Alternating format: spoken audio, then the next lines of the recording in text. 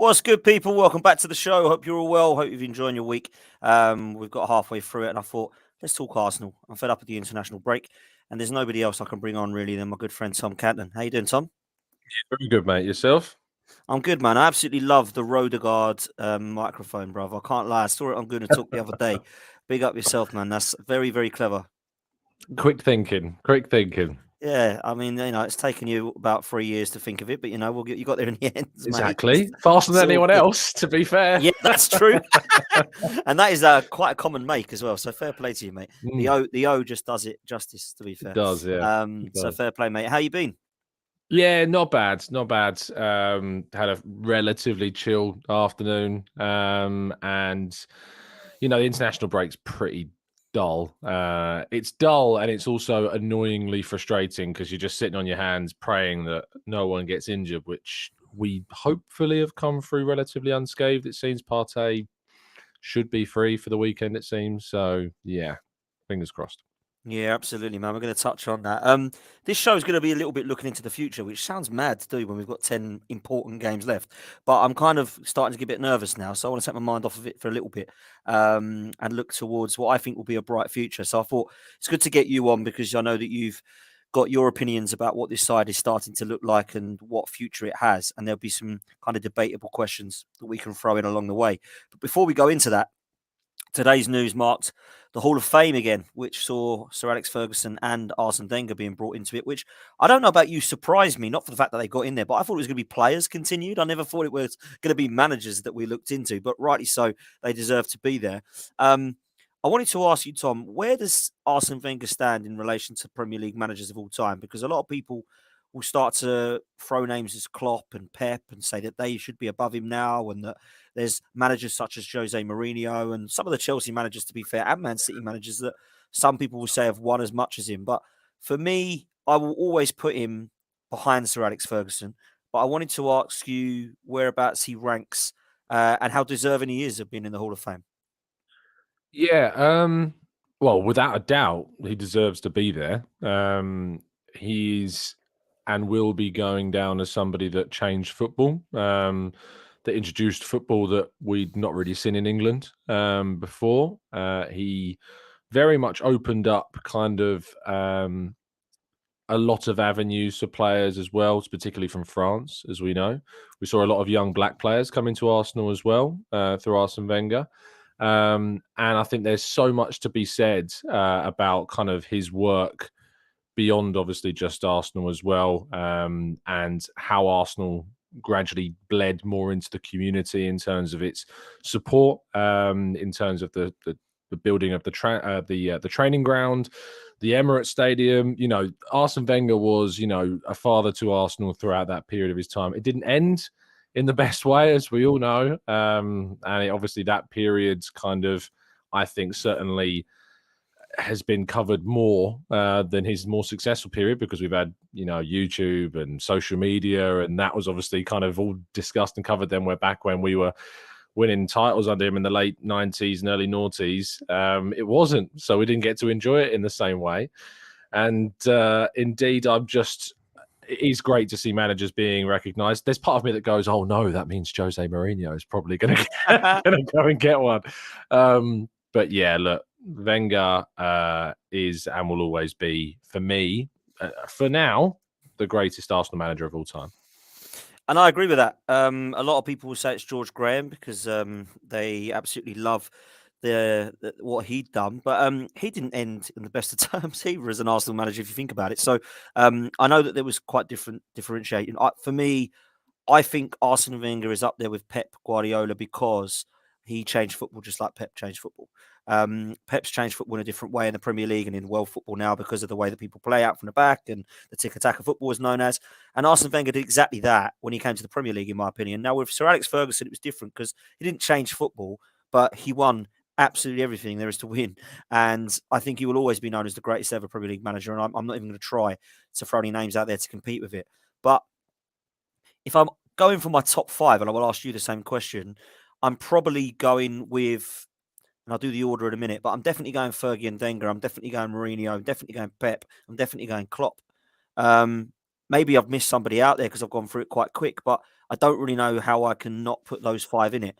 And those reasons for me, Jose Mourinho came and was known as the special one, and everyone thought, wow, he's going to be absolutely superb moving forward. And to be fair, his CV shows that he's been superb. Pep and Wenger have both changed football. Fergie's won everything. And I think with Jurgen Klopp, he's kind of done what every football fan wants their manager to do. Come in, be given time to actually really dissect what you need to do and go and pretty much put you in every single final in the last 5 years. At some point, Liverpool have been either winning something or in the final. So I wanted to ask you about those 5 managers and if there's anybody else you feel would make that Hall of Fame if there was only going to be a top 5, Tom. Thing is, in the context of football, the Premier League is still young. You know, we're talking early 90s that it was, is it 92? It was introduced. And so obviously it's very difficult to then look at kind of the achievements of managers. You know, people in the chat box suggesting George Graham, but obviously George Graham's successes, you think of his big success being, you know, mainly 89. I know that obviously we won other titles under him as well, but the Premier League era, you know, kind of just escaped George Graham's achievements at Arsenal.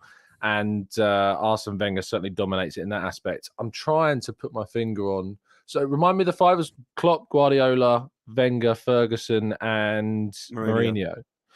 I mean, you can throw in Ancelotti, Sir Bobby Robson, all these great managers Conte of time, but, won things, you know, Conte, but I don't know. There's also managers that didn't win things that will be respected as being around the Premier League for a long time. And, you know, people might laugh because of this season there's having, but David Moyes, you know, has been around for a long time and has done a very good job at Everton. And to be fair, put West Ham in the European semi-final and might even go on all the way to win the European Conference League. And Lourdes will love me saying that.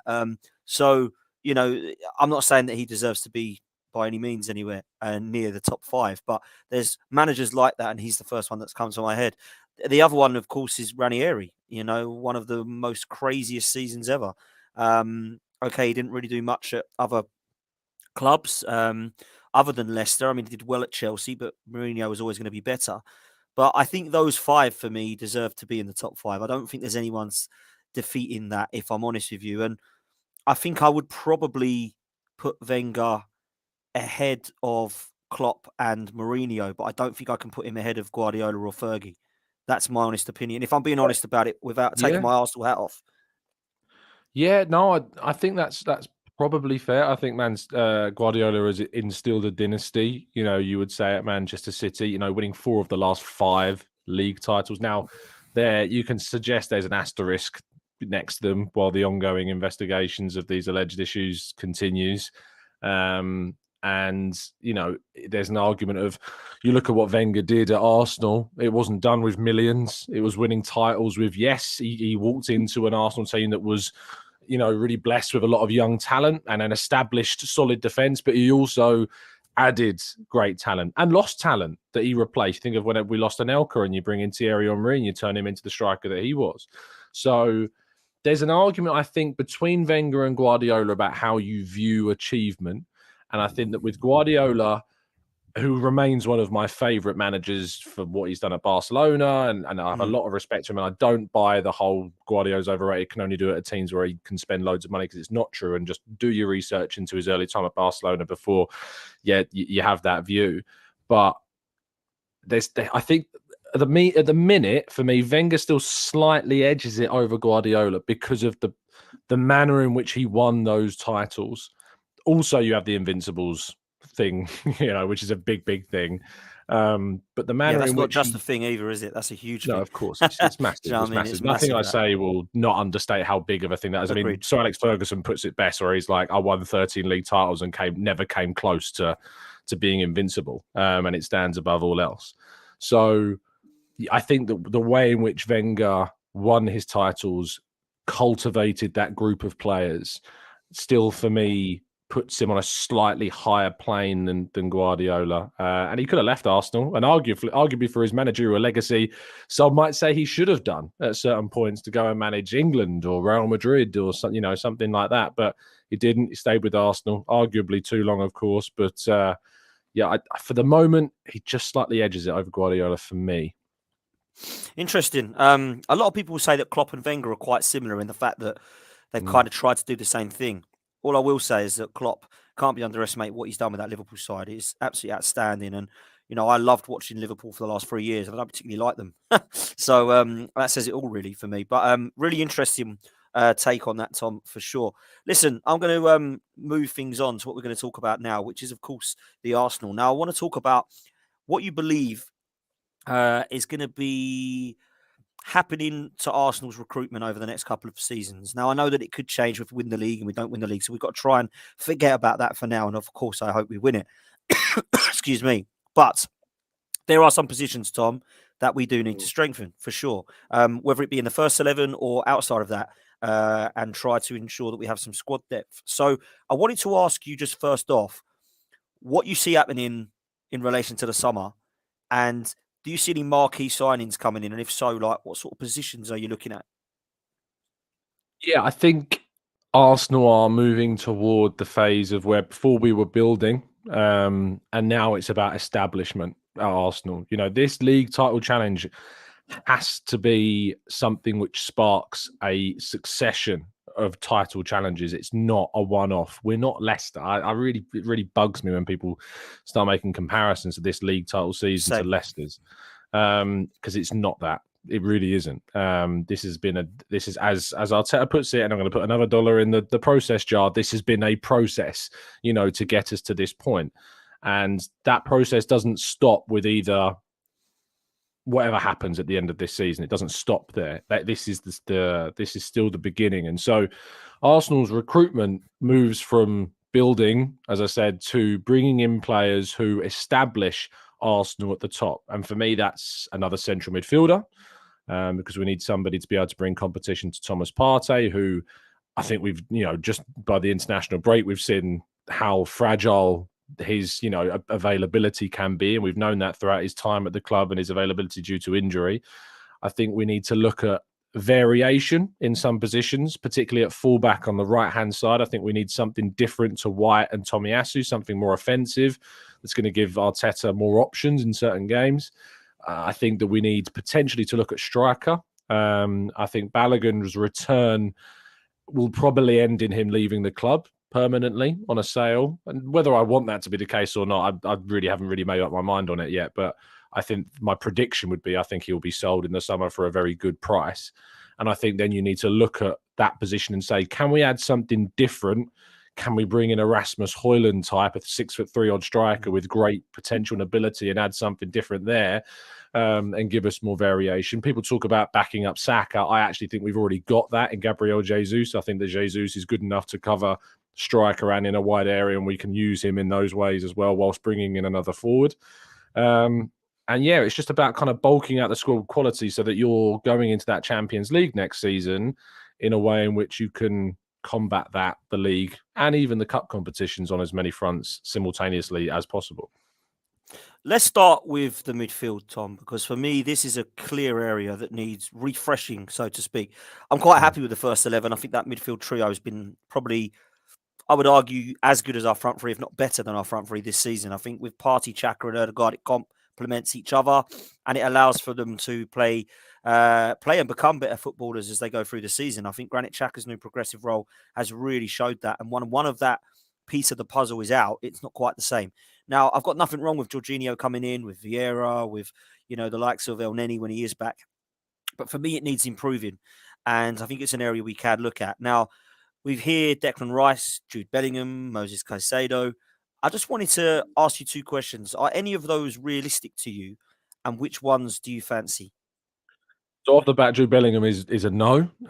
Would love him, would be my prime candidate. There is no one, I think, in world football, arguably, in his position that's going to be on the market in the summer that comes close, but seemingly financially remains beyond us. And it sucks that this is the window in which he looks to move, because maybe if it was in a year or in 2 years' time, we might be in a position where we'd be going for Jude Bellingham. And that will frustrate some fans, because I know some fans will turn around and say, well, we're offering Saka up to 300 grand per week with his new deal, which obviously isn't that high every week. It's about 190 plus bonuses.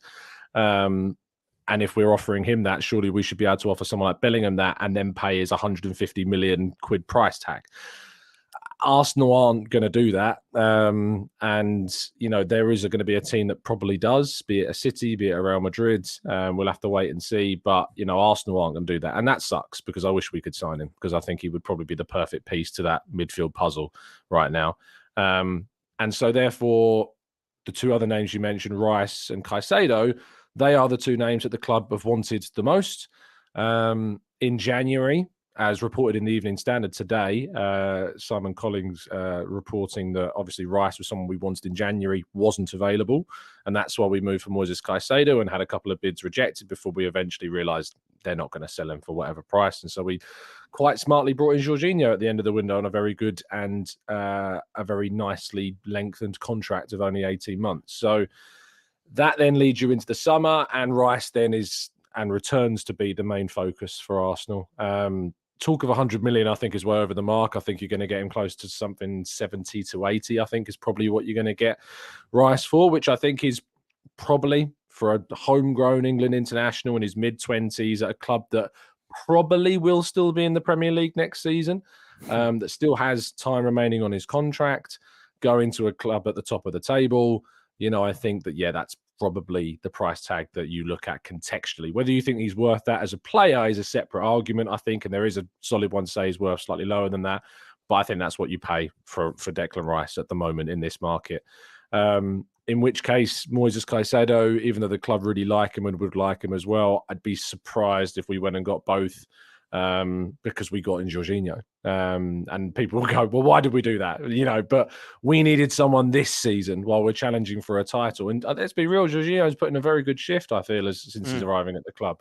So, Declan Rice, I think, is the guy. I'm very hopeful that he's going to be the one that we bring in. The club is very confident that he's one. The issue is obviously his ties to Chelsea. As I understand it, he's very emotionally tied still to Chelsea. However, Mason Mount's potential exit there could change things for him because they're like best mates, and people will overlook that. But it is important to players. People forget kind of the social side of players, but actually, it is important. But that might change things. But also Chelsea's failure to land Champions League football, I think, is going to be a big thing.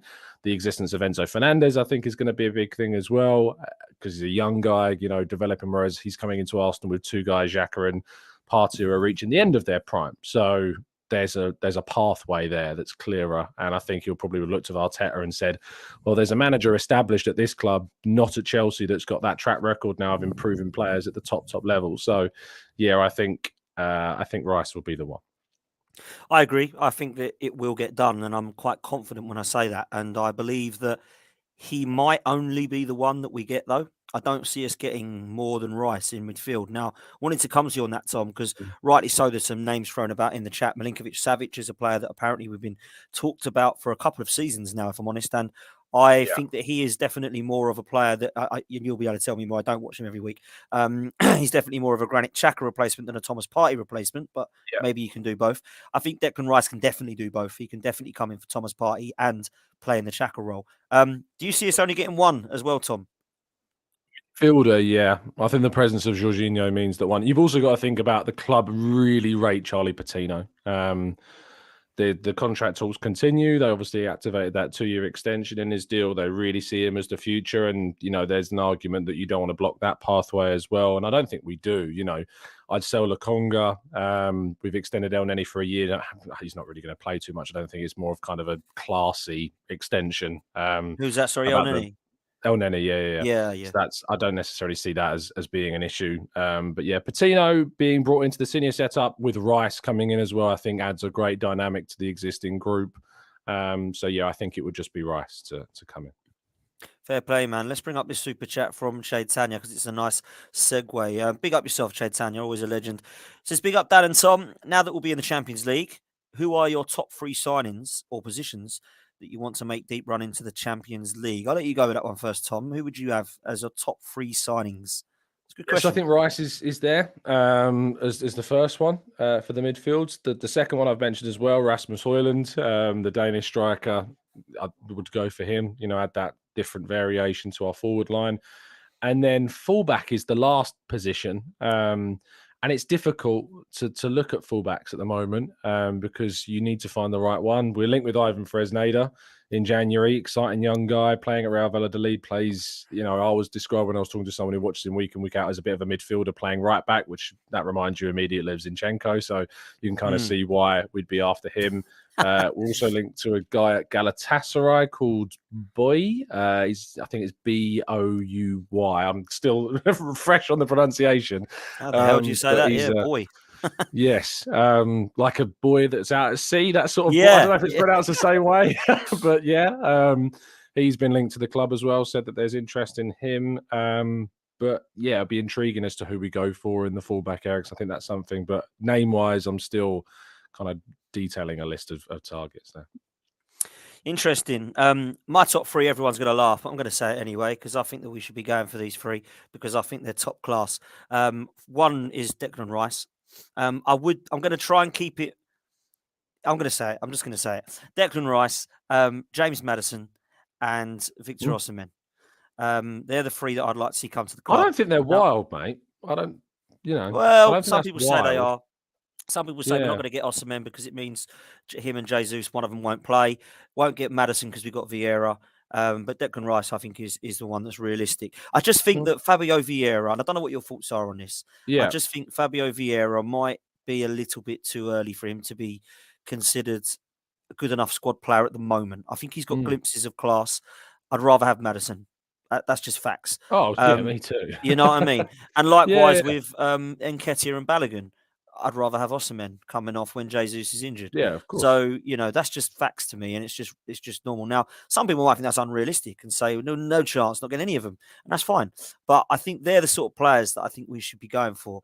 And those positions, I think, could be strengthened because I do worry, Tom, when Jesus, Ødegaard and Partey are out, I'd love Rice, Maddison and Osimhen there to come in because that, for me, is the sort of level that we need right now. Because Man City can do that. They can go, has Grealish got a knock? Go on in, Foden. Oh, right. Who's on the right? Oh, right. Okay, Mahrez, you better come on then. Do you know what I mean? And that's what they do. Bernardo Silva does it when KDB's not there or Gondwan or someone comes in. We need to look at that now. That's the next level for me in the summer. So I honestly don't think like you that they're wild shouts, but I've been hit back with a few people that have said, no chance. Oh, my God, that's ridiculous. For me, Osimhen is an absolute beast. James Maddison is unbelievable. The only thing I would doubt about him is maybe his injury record, but he's absolute class. And I also believe that Declan Rice will just be able to do both those positions, man. So what's your thoughts there, Tom? Yeah, look, I think that the idea that we'd spend 70 million on Rice, another 70 million on Osimhen, another 40, 50 million on Maddison, that's where you start thinking, well, that doesn't sound particularly realistic, and that's why. But the idea that Arsenal shouldn't be looking at a Maddison, I like Fabio Vieira, and I think the next season is a really big season for him. Like this year was all about transition and bedding in, and you're not the start. It's not like he's coming in like Saliba was coming in this season. He's not like he's coming in like Gabriel Jesus or Zinchenko. He was coming in where he knew that the player was always going to be ahead of him in Ødegaard. Saliba comes in, knows he's starting. Jesus comes in, knows he's starting. Zinchenko comes in, knows, even though Tierney's there, has got the backing of the manager that used to coach him, knows he's going to play. Fabio Vieira didn't have that. He also came in with an injury at the start of the season as well, which didn't help with that bedding in process. And I think the next season, I don't want to go as far as saying it's make or break, but it's about as close, I think, to make or break for a player in this iteration of Arsenal as you can get. So look, if Arsenal went out and signed James Maddison, and by the way, there's a lot of links to attacking midfielders going on at the moment. One is Gabri Veiga at Celta Vigo, and the other one is Jesper Lindstrom at Frankfurt. And that strangely looks quite like him. Yeah. He's one that I think backs up more the wide areas as well. But he can play centrally and has done for both Frankfurt and Denmark. But he's quick. He can play in the wide areas. I wouldn't describe him as a winger, as some people have. But I would look at him as kind of there are question marks over Emil Smith-Rowe if you sign Jesper Lindstrom type of signing. So that's interesting. Yeah, very, very much so. Okay, so I've thrown out names that I would like.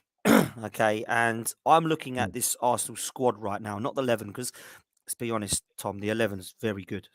Very, very good.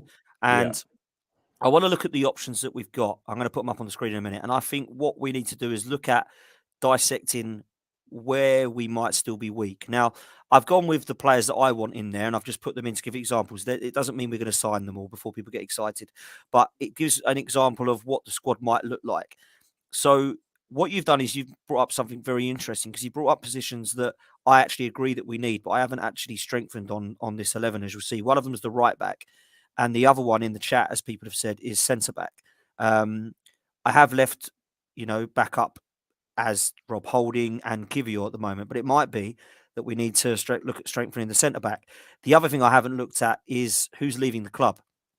So before I throw it up, I wanted to ask you what you think might happen in terms of outgoings. The only real one that concerns me is Kieran Tierney. All of the others, I imagine, will probably go. I'm talking about Pepe. Out Go of on, Tom. interest. Why does it concern you that Tierney might I go? just don't know if he is going to be happy being back up. That's all. And I think he might go. Oh, it concerns you like that. So I thought you meant him leaving concerned you. Yeah, as in, yeah. So I don't want him to go, is what I'm meaning. I Oh, don't, okay. yeah. Yeah. I really like the lads. I do. I've got a lot of time for him, and I think that he is perfect for what we need. I thought he was outstanding last night for Scotland against Spain. Mhm. It was brilliant when he came on against Palace, and I just think it's a shame if he does go. Now, I'm not saying he is going to go. It's just that the rumours are that people are looking at him and they're thinking he might want first team football at the age of 25 or whatever he is now. So it would surprise me that people would say, yeah, just get rid of him. He's fine, because we're going to have to replace him with probably a £30 million, cover. But other than that, Tom, let's go through it quick. Pablo Mari, he's going to probably stay at Monza, isn't he? Let's be fair. If Monza stay up, he does stay. So that's what I'm saying. So he's yeah. going to go and stay. He's not going to come back. I'll be very surprised if Nuno Tavares comes back to Arsenal in some form, because he's made it quite clear. And the documentary, Arteta didn't look too happy with him anyway. And That's when he doing was the rounds, isn't it? Yeah. that is doing the rounds Clip. again. Yeah, I saw that yesterday. It's And like he's sitting there like, yeah, what? he was a bit shocked himself, and I think we all were, to be fair. That's not the and that's not an Arsenal player under Arteta, by the way. In that moment, in that clip where you see that, I can't remember, is it Villa away that game? West Ham away. Is it West Ham away? Yeah. Claret and blue, so I'm getting the things wrong. But when it's, when he says, like, come on, boys, as in to go out, Tavares is still sitting there like he's in shock at what's just kind of happened. And that's not the attitude that Arteta wants. I agree. He's not a sponge in that sense. I mean, you might know more than me, but in the interview when he went to Marseille, he sort of said, I wanted to come here permanently, but it wasn't an option. I mean, that just says he wants out the door, to me. So I think he'll probably go as well. Yeah, Cedric, I don't think he's coming back, if I'm honest. And I agree with you if he is. Yeah. He's going to go. He's going to go. El Neni's now staying because he's signed. Yep. Maitland-Niles, can't see him coming back, if I'm honest. No. I think he'll be going somewhere in the Premier League. Lokonga, I'm with you. Just if Vincent Kompany loves him that much, then hopefully Burnley will put some money in when they go, because they're going to go up. So when he comes in the Premier League, let's see what he does at Burnley. But for me, it ain't looking too good. The two that I am reluctant to sell, along with Kieran Tierney, are Charlie Patino and Balogun. Now, I don't think Charlie Patino will be sold, because I do think there's a future there, but I do think he'll be loaned out again in England somewhere. I don't know if it'll be the Championship this time. Maybe it'll be in the Premier League, but it depends who's obviously interested. And I think the same for Balogun. Now, I know you say we might take some money for him, and you could be right. Depends what offer is coming in. If someone wants to give us 10, we'll probably reject it. But if someone's going to try and give us some form of, 30 to 40 million for some English talent that's going to be potentially the next, best thing, then we might be able to do that. But I'm not so sure that anyone would take the big risk on that yet, because in France he's been fantastic. But you've seen that in other leagues where they've come over. Pepe is an example that hasn't quite worked, but it did in France. Now, I hope that isn't the case. I hope he's going to be a fantastic player. And I actually would like to see what he's like ahead of Nketiah. It's hard to compare the two, because we've seen Nketiah and what he's about, and he's had that chance. Balogun's not really had that chance yet. So he's the one that I would maybe say Palace, Brighton, Wolves, Leeds on loan for the season, see what he does there, and then make a decision. Because I think his contract's still with us, unless you tell me differently, Tom. Three? Is it 3 left, or is it 2 left? 2 or 3 left. We're not in a rush to sell, was my point. So I think that Charlie Patino will stay, and I think he will be loaned out. And Balogun, likewise, I would loan him out. But you were saying earlier, maybe you take the money? I think that he'll want to go. I think he'll come back to Arsenal and say to them, I've scored potentially 20 plus goals in Liga. I want to be starting games. And I think Arteta will turn around and go, we can't start you right now, because we've got a player called Gabriel Jesus who's going to be starting games. And I think Balogun will turn around and be like, well, I want to go. I don't. This is just me speculating, by the way. This isn't course. me with any inside knowledge. I just think that Balogun will turn around and want to go, and I think Arsenal will get significant offers for him. And my worry is if you keep him for another year and you loan him out again and you run that contract down another year, and great to see by Nigel in the chat saying the ladies are winning 2-0, which means we're going Yeah, through well at the done, moment. well done, well done. Superb. Because I tell you what, we should have won in Germany, that's for sure. Absolutely. But yeah, with Balogun, I think that if, say, a Milan or an Inter, of course, we'll be losing Lukaku when he goes back to Chelsea in the summer, and I don't think they'll be looking to buy him permanently. Comes in with 35, 40 million quid. I'd be thinking, okay, that's a very good fit. If we can get a record sale for Balogun, which I think is over 38, which is what we got for Iwobi, then I think that you have to really consider that. Because this is someone who very nearly left us a couple of years ago. You know, we basically agreed a new deal when he's expired. It was that close. And now we have Jesus ahead of him. And Nketiah came in and helped us keep a 5-point gap to them. Is kind of happy to be, I think, if he weren't happy to be there knowing Jesus was there, he wouldn't have signed that new deal because he knew that we were bringing in a striker. And I think that Nketiah continues to be a player that can do things at a Premier League level for us. I don't think there's that many second choice strikers as good as Nketiah is in the league. He's still unfashionable amongst a lot of the fan base. I kind of get why, just because we've had him a long time and he's kind of old news in that sense, but he's continually improving. And I just think that Balogun will want to go. And if he wants to go, we've got to try and cash in. And if we do, I think there's scope then to bring in something different up top. And you don't see a loan then, Tom, like in England for Balogun? I just don't know why. I don't know if I'm trying to take my Arsenal hat off and put myself in Balogun's shoes. And I just don't know how that benefits him, to be honest. I don't really know how it benefits Arsenal necessarily, because it's a risk on their behalf, because A, you're losing a year of his contract with no benefit on a footballing standpoint for you.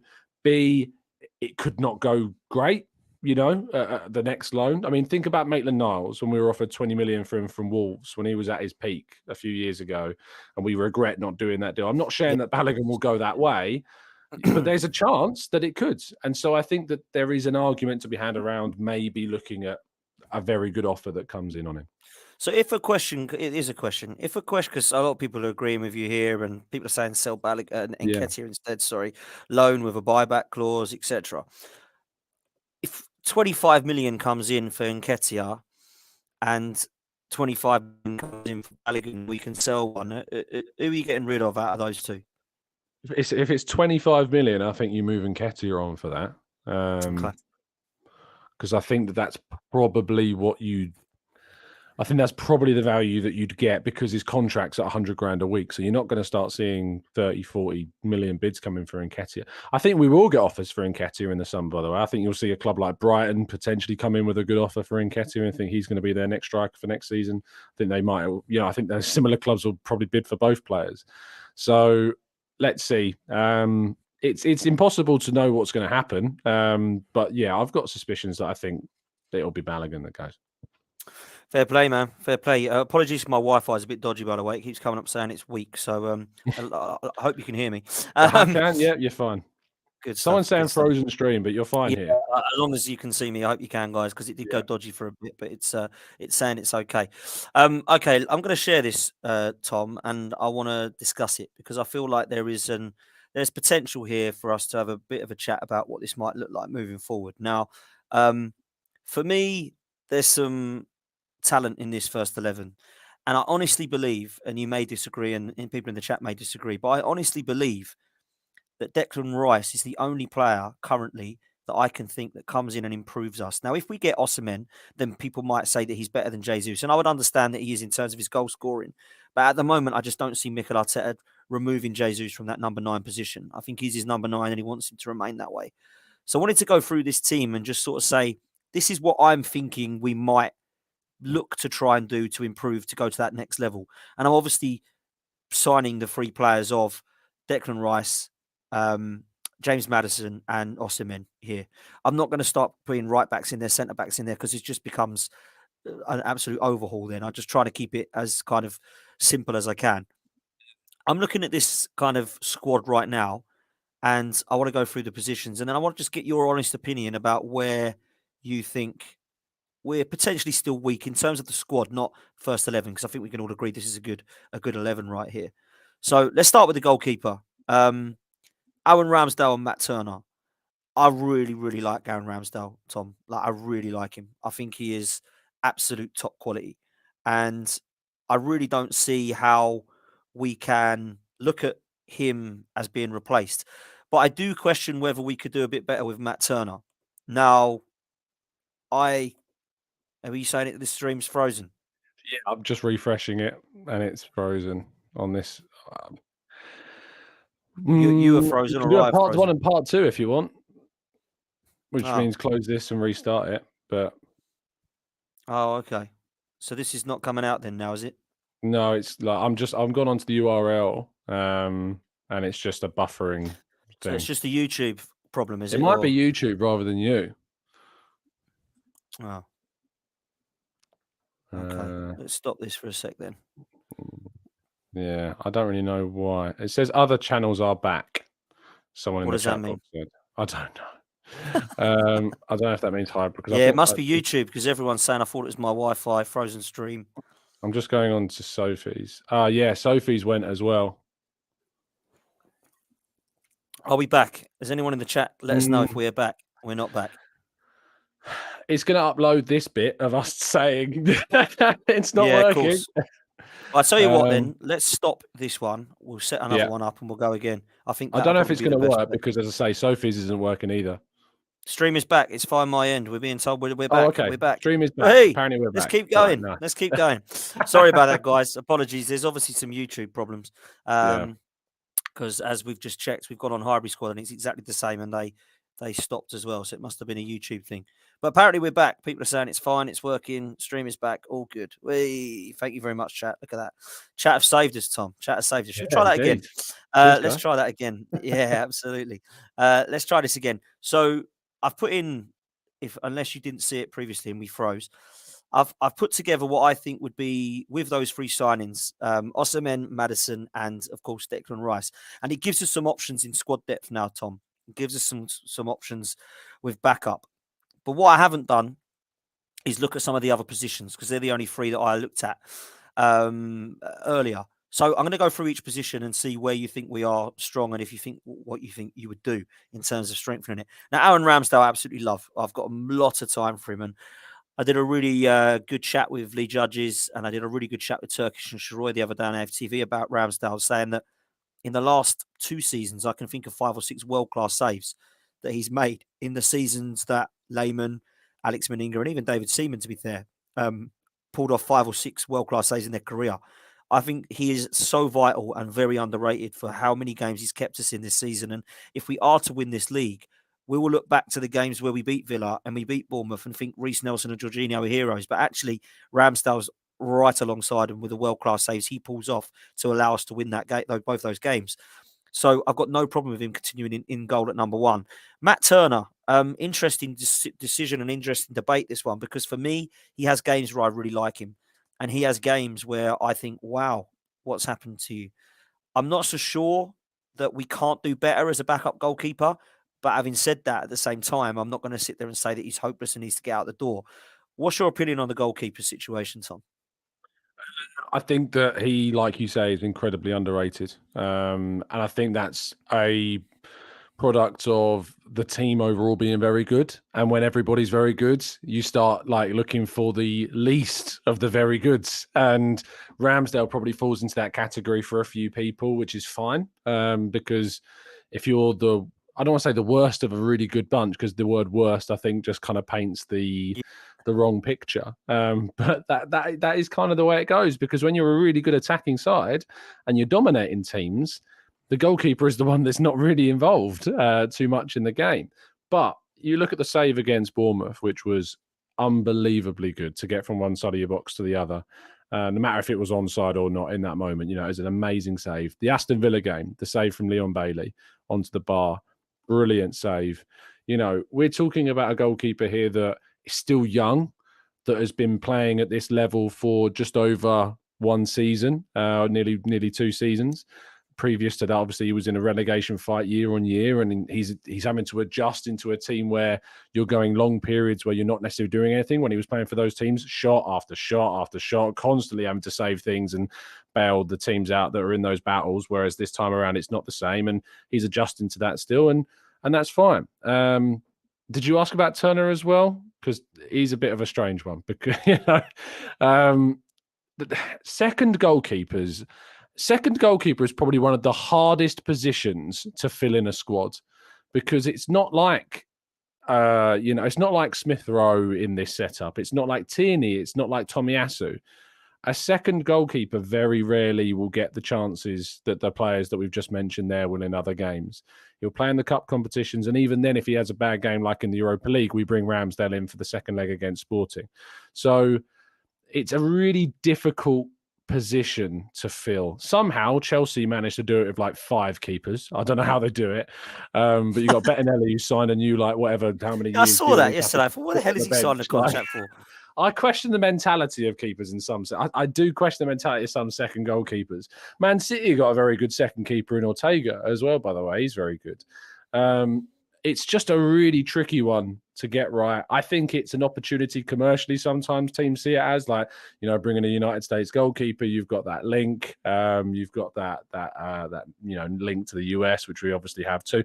But I think that might be doing him a bit of a disservice. I do think that Turner has put in some good performances this season, particularly in the Europa League. I thought he had a great World Cup for the United States.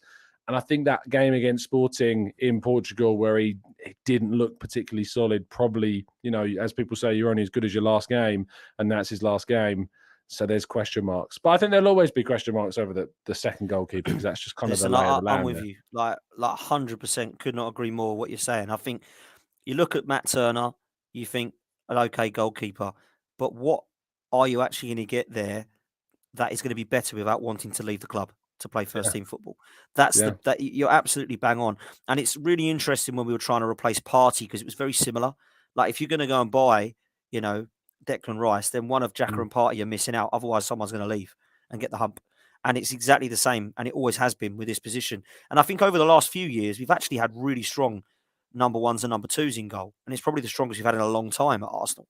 For me, with Petr Cech and Leno and Martinez, Leno and Ramsdale, this season has probably been one of the weaker number twos that we've had. But at the same time, he hasn't been an absolute shambles and a flop. He's had a couple of bad mistakes, in my opinion, but it hasn't, allowed me to lose my head and go, right, let's get rid of this guy. He's absolutely hopeless. Not yet anyway, unless he starts to put in consistently bad performances. Played really well in the World Cup, I thought, and then come back and hadn't played club football for a while and made a couple of mistakes. So for me, I think, we could probably improve it, but I'm not going to sit there and lie to you and say that Matt Turner can be improved upon just like that. It is going to take some looking around to find who that guy is. Moving on to the back four, Tom, where do you see weaknesses in this back line? I see right back as an issue, mainly not because of White not being good enough or Tomiyasu not being decent enough. It's the lack of variation there. So when you're in a game where you want to add a little bit more flair to your right-hand side and you're chasing a game, you're 1-0 down or 2-1 down, or you're 1-1, you're going for the win, and we bring off White and we bring on Tomiyasu, that doesn't really change anything. So I think, we need to have something different at right back so that we've got that option. And I think White's been fantastic. And I think he's developing further forward as well. And I think he's shown a lot of people up. It's always worth saying that 50 million quid, a lot of people were questioning White and his game, his ability, and whether or not he was the right signing when we had Saliba. Well, Arteta's proved that you can use both and they can be fantastic. So, but I think with the right back, we need to add variation. Right centre back, competition for Saliba. You could argue that is White, but as we're seeing right now, we're a White injury away from a little bit of disaster. A problem at the moment. Yeah. So that, I think the right-sided centre-back needs to be looked at. I think that we can get better than Holding. I like Holding, but I think we can get better than him in the summer. There's still question marks over Kivior, obviously, because we don't really know too much about him, and he's had some mixed performances in the few minutes that we've seen. The debut weren't great, but I thought his sub-performance against Palace looks good. He had a mixed international break. First game for Poland, not so good. Second game for Poland, but playing at left-back looked really good. So it's difficult, and we'll see more of him, of course, in the summer and pre-season. And then left back, if Tierney goes, we've got to bring in a backup left back if Tierney moves on, because although I think Tomiyasu has potential to cover both positions, his fitness reliability is just not there to guarantee that for you. So I think we'd still need to look at that position. If we were to bring a right back in, Tom, and let's just throw a name out there, say Fresneda, or if it's Tariq Lamptey, who, by the way, I think would be too much, but let's just go with it. Somebody who overlaps, somebody who, is different to White and Tomiyasu. Do you think that we will buy a left back if Tierney goes as well, or will he just use our new right back and Ben White and Zinchenko and Tomiyasu? The bottom line is I don't know. What would you like to see? Would you be okay with that, or?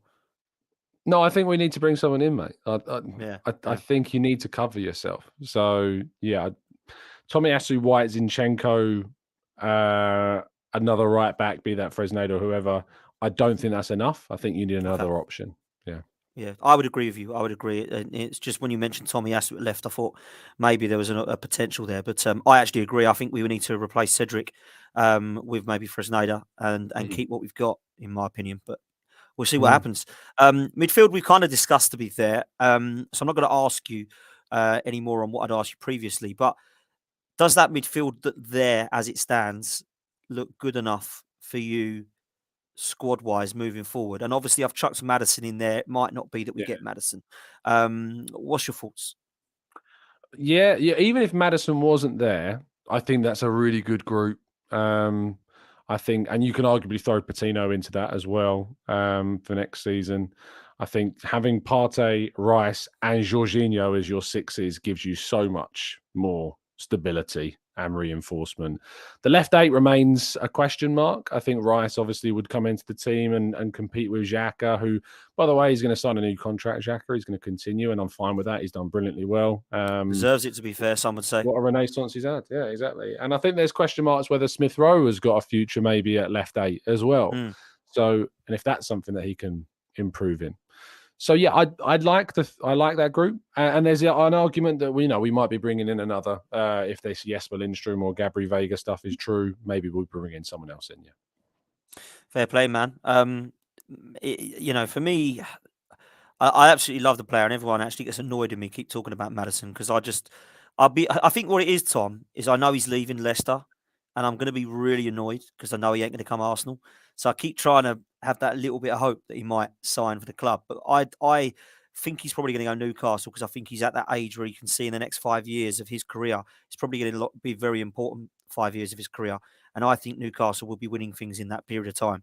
Whether it's FA Cups, League Cups, or both, or a title, I don't know yet. But they will be back. They will be up there because Man City were, Chelsea were. We all said it. Oh, how long is it going to take?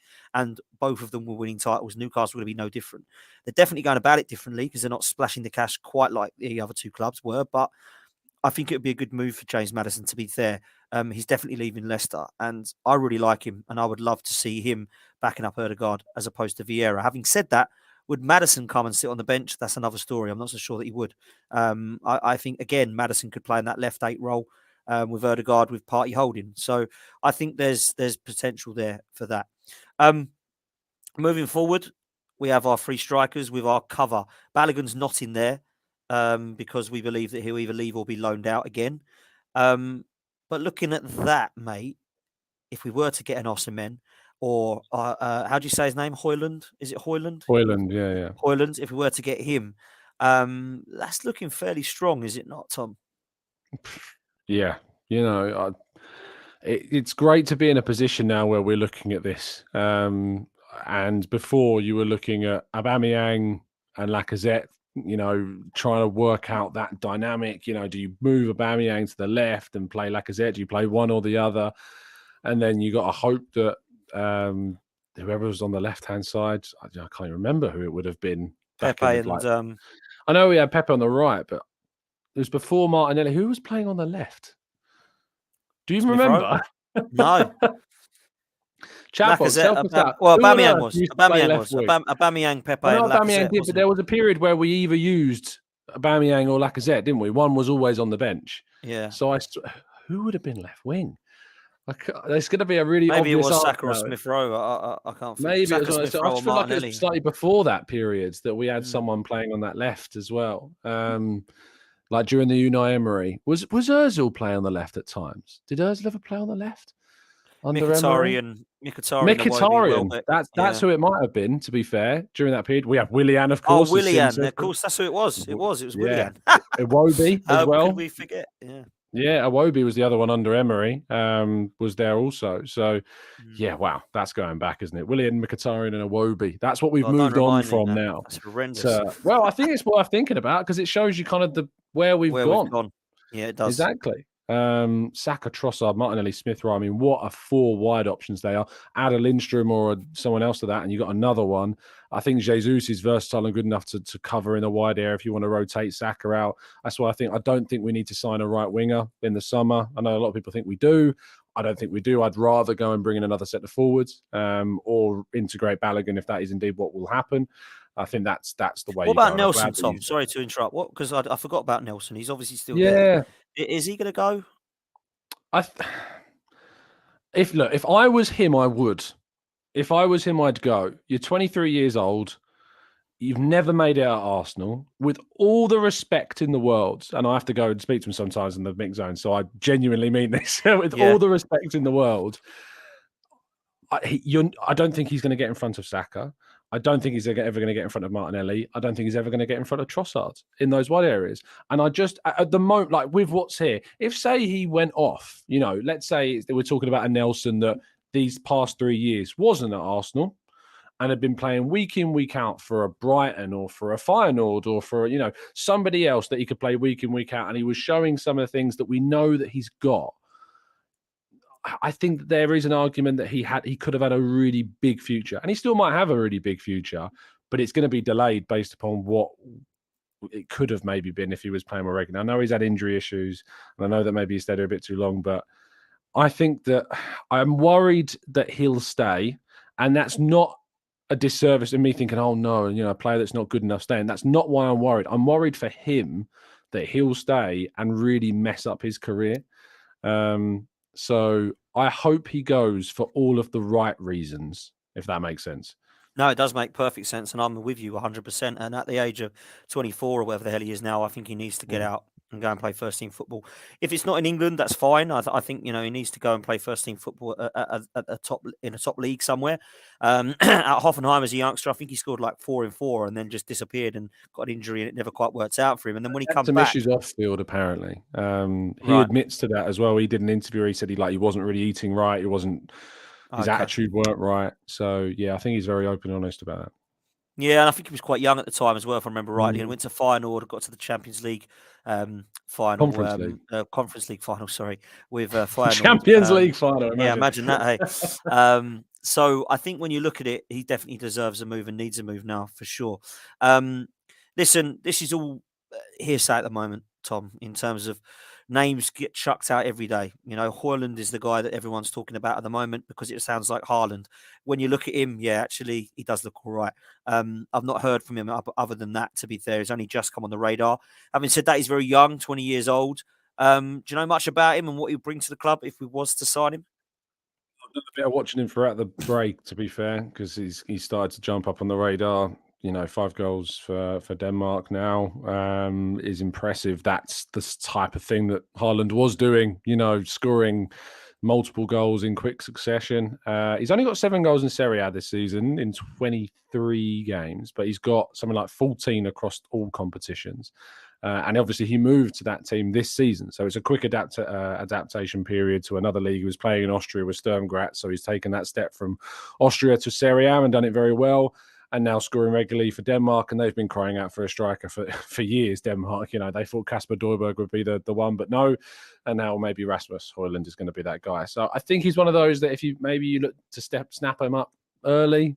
I'm having debates with people, United fans, about whether they should have taken the bait and brought in Erling Haaland before he went to Dortmund, but they were worried that he'd then leave 2 years later. I'm sorry, but If you've got the chance to bring in a player that good, do it, because you might never get them. And look where he ended up, their main City rivals. So, you have to take, I think, those chances to sign some of those stars. And I think if you can get Højlund this summer and you're in a position as a club that are title challengers this season, use that clout and go and get one of the best stars on the market.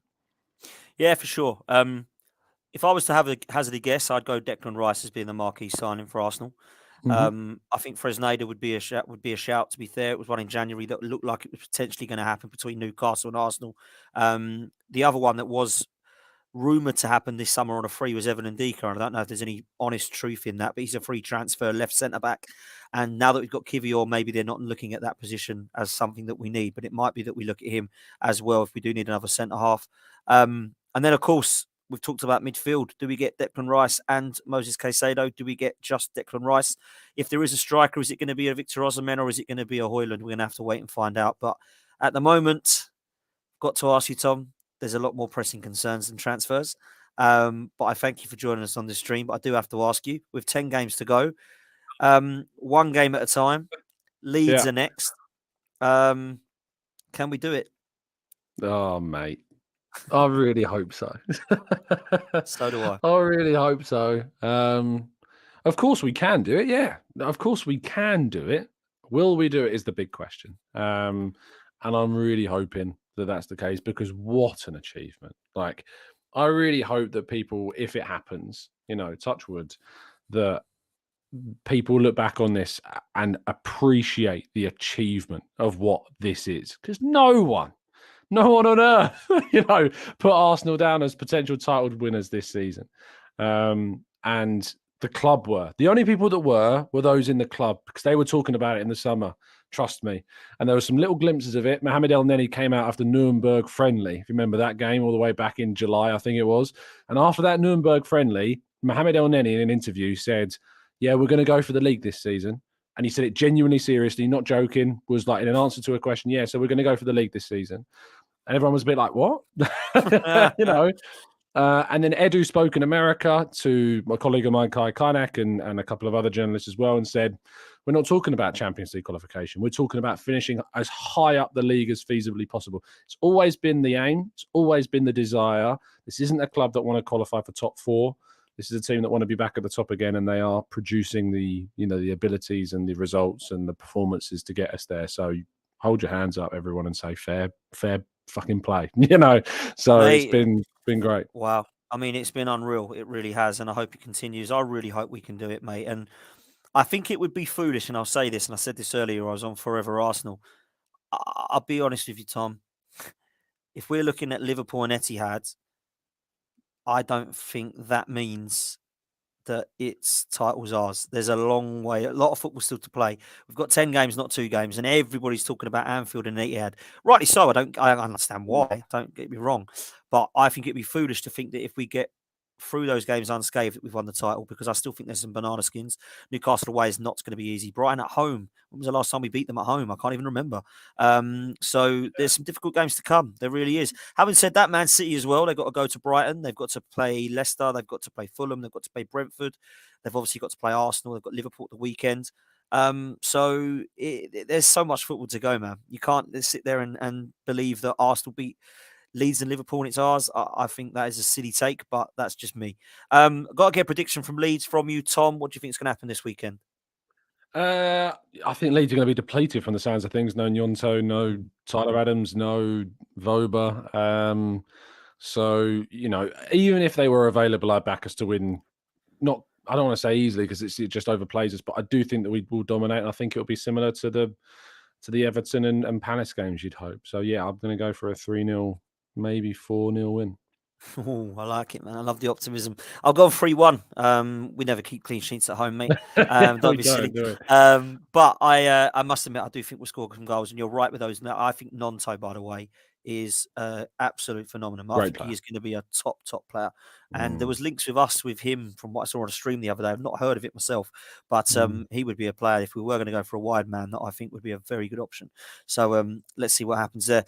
Tom, you're a legend as always, mate. Always love streaming with you. Always love shows with you. And make sure that you smash a like on this, subscribe, and do exactly the same over at the Gooner Talk TV. We're heading towards 50k, which is absolutely incredible, mate. So well done to you, Tom. And if you do want to see Tom, you won't have to wait long, because in about 8 a.m. every single morning, he'll be doing his 11 Arsenal News hours. Daily. Yeah. 11 hours. Your maths is better than mine. So make sure you do that, people, because Tom's, as you go into work, as you're driving to work, make sure you're doing a Talk TV on, because there's no adverts like Talk Sport, and it's just all Arsenal. So make sure you do that, people. And big up yourself, Tom, for coming on, bro. Thank you very much. It was a pleasure to sit down and chat with you, my friend. Thank you very much, mate. Listen, we'll be back very soon. Until then, up the Arsenal, take care, and let's hope we beat Leeds. See you later, people.